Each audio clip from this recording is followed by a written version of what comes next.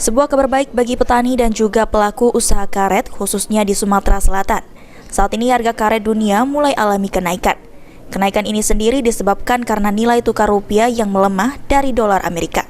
Kenaikan harga karet ini tentunya akan berdampak positif dengan ekonomi petani karet yang akan mendongkrak naik. Sehingga petani karet akan bergairah untuk menyadap dan merawat karetnya kembali. Akan berdampak terhadap petani karet. Dengan naiknya harga karet, maka pendapatan petani pun akan ikut terdongkrak naik. Nah, dengan demikian, ini akan menggairahkan petani untuk tetap merawat dan menyadap karetnya.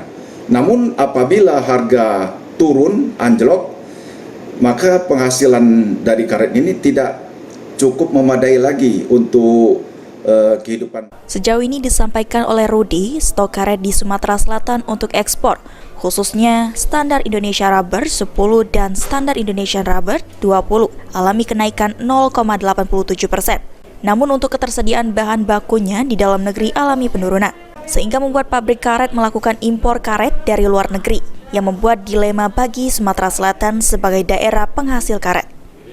Firman Hidayat, PAL TV.